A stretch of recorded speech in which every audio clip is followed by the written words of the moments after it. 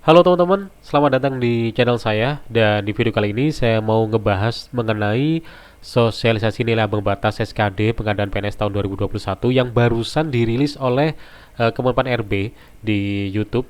Dan juga ini rame banget di kolom komentar oleh netizen karena ada beberapa perubahan yang signifikan gitu, dan ini perlu kalian ketahui khususnya buat kalian yang sedang berjuang untuk memburu status sebagai pegawai negeri sipil ya. Oke, langsung aja. Jadi ini adalah tampilan dari PowerPoint yang telah dibuat untuk sosialisasi nilai ambang batas. Jadi ini masih fresh banget karena ini dirilis tahun 2021 tanggal 29 Juli tadi sore jam 3. Oke, langsung aja. Jadi untuk komponen isinya di sini membahas tentang dasar hukum, kemudian jelas nanti di sini membahas mengenai kisi-kisi ya. Jadi materi soal SKD nanti tetap mengusung tiga komponen. Yang pertama ada TWK, yaitu tes wawasan kebangsaan terkait nasionalisme, integritas, bela negara, pilar negara, dan bahasa Indonesia. Kemudian ada TKP, yaitu tes karakteristik pribadi, mulai dari pelayanan publik, jejaring kerja, sosial budaya, TIK, profesionalisme, dan anti radikal. Kemudian ada tes intelijensia umum, yaitu TU ya, ada verbal, analogi, silogisme, dan analitis. Kemudian kemampuan numerik, ada berhitung, deret angka, perbandingan kuantitatif, dan soal cerita, dan juga ada figural, analogi, ketidaksamaan, dan serial. Kemudian untuk kisi-kisi secara rincinya, di sini untuk materi TWK, yang pertama nasionalisme, indikatornya adalah mampu mewujudkan kepentingan nasional melalui cita-cita dan tujuan yang sama dengan tetap mempertahankan identitas nasional. Kemudian untuk kedua, integritas, dengan indikator mampu menjunjung tinggi kejujuran, ketangguhan, komitmen, dan konsistensi sebagai satu kesatuan sikap untuk mencapai tujuan nasional. Kemudian poin ketiga, bela negara, dengan indikator mampu berperan aktif dalam mempertahankan eksistensi bangsa dan negara. Kemudian poin keempat, pilar negara, dengan indikator mampu membentuk karakter positif melalui pemahaman dan pengalaman nilai-nilai dalam Pancasila, UUD 45, Negara Kesatuan Republik Indonesia, dan Bhinneka Tunggal Ika.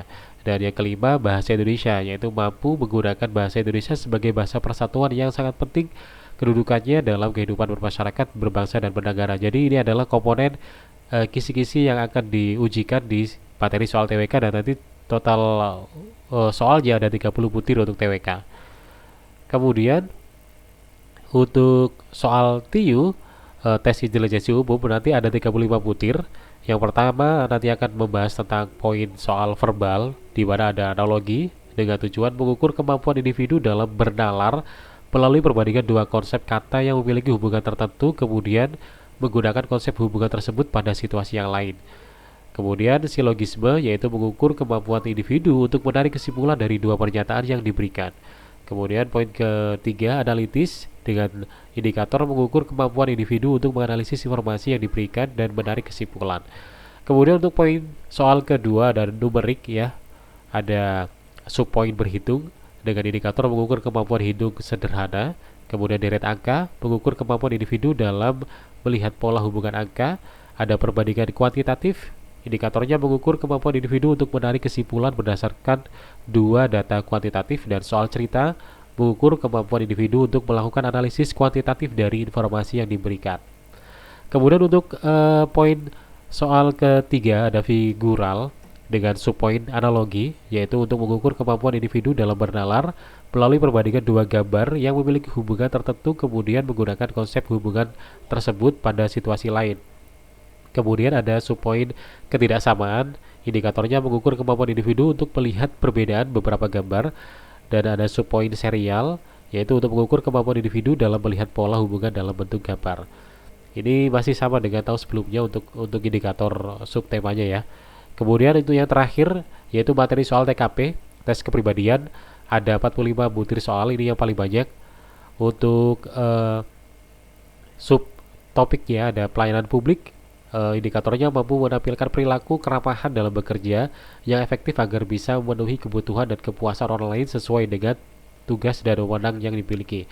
Kemudian ada jejaring kerja, dengan indikator mampu membangun dan membina hubungan kerjasama, berbagi informasi, dan berkolaborasi dengan orang lain secara efektif. Kemudian ada subpoin sosial budaya, dengan tujuan mampu beradaptasi dan bekerja secara efektif dalam masyarakat majemuk terdiri atas beragam agama, suku, budaya, dan sebagainya. Kemudian subpoin keempat yaitu TIK, dengan indikator mampu memanfaatkan teknologi informasi secara efektif untuk meningkatkan kinerja.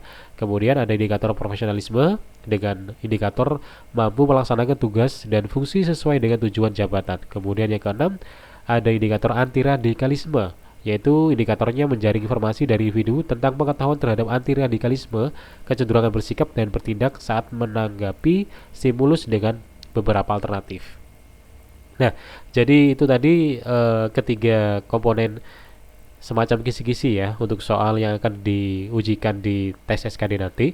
Dan untuk jumlah soal, bobot nilai dan juga nilai tertingginya nanti TWK ada 30 butir soal, di TIU ada 35 butir soal ya. Di TWK dan TIU ini untuk masing-masing soalnya nanti untuk bobot skornya untuk nilai nilai benarnya adalah 5, untuk soal yang salah nilainya 0.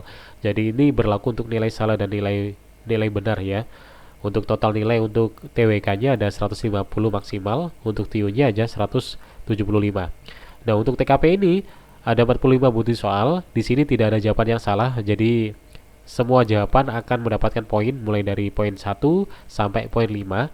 Khusus untuk yang tidak terjawab maka nanti akan mendapatkan nilai 0. Untuk totalnya 225. Dan untuk total semua soal ada 110 butir soal dengan total nilai kalau semuanya dapat nilai maksimal 550. Nah, ini yang paling penting dan yang paling ditunggu oleh banyak peserta atau pejuang CPNS ya, yaitu ambang batas. Nah, nilai ambang batas SKD CPNS tahun 2021. Di sini ada kenaikan yang sangat signifikan, yaitu di nilai TKP. Nilainya naik lebih besar daripada tahun sebelumnya. Kalau nggak salah saya masih ingat di tahun 2018 kalau nggak salah ya, itu sekitar 140-an kalau nggak salah. Kemudian di tahun 2019 kemarin yang sebelum masa pandemi itu dia nilainya turun menjadi 120-an. Saya agak lupa berapa. Agak lupa ya, kayak 120 berapa gitu. Pokoknya di angka 120 ya. Nah, di tahun ini naik drastis menjadi 166. Tinggi banget TKP. Kalau untuk TWK dan TIU ini masih sama di angka 65 dan TIU juga di angka 80. Jadi ini yang masih menjadi bahasan banyak netizen karena justru TKP ini adalah soal-soal yang paling bagi banyak pejuang sih paling banyak jatuh nilainya ya, karena kan gak ada jawaban yang salah dan gak ada jawaban yang benar di sini ya, karena semua jawaban pasti akan mendapatkan nilai atau poin, cuman bedanya ada yang poinnya 1, ada yang poinnya 5 gitu. Jadi teman-teman perlu memperkuat belajarnya di area materi TKP ini. Nah, ini beberapa rincian untuk passing grade di masing-masing formasi ya. Untuk umum nanti di sini semuanya akan dibatasi oleh passing grade. TWK-nya harus 65 minimal, TIU-nya 80, TKP-nya 166. Untuk kebutuhan khusus, kemudian kamload sampai ke bawah ini mereka hanya dibatasi ambang batas di nilai TIU saja. Untuk yang TWK dan TKP diberi kebebasan, tidak ada batasan. Cuma nanti untuk total SKD-nya ada kewajiban nilai yang harus dilewati. Ada yang dari kebutuhan khusus ini harus minimal 286 dan seterusnya nanti bisa teman-teman baca sendiri aja ya. Jadi yang paling menjadi bahasan di sini adalah TKP ini. Jadi teman-teman harus menguatkan di TKP ini karena banyak sekali yang ambil formasi umum ya. Jadi kemampuannya dalam pemahaman soal TKP ini harus diperkuat kembali dan bisa dipelajari lagi untuk beberapa komponen kisi-kisi yang sudah dikeluarkan oleh Kemenpan di sini, mulai dari pelayanan publik, jejaring kerja, sosial budaya, kemudian TIK, profesionalisme, anti radikalisme. Dan ya, inilah keputusan yang sudah final dari Kemenpan RB mengenai sosialisasi nilai ambang batas SKD pengadaan PNS tahun 2021. Dan mudah-mudahan informasi ini bisa memberikan gambaran kepada teman-teman untuk lebih giat belajar, lebih semangat berjuang lagi.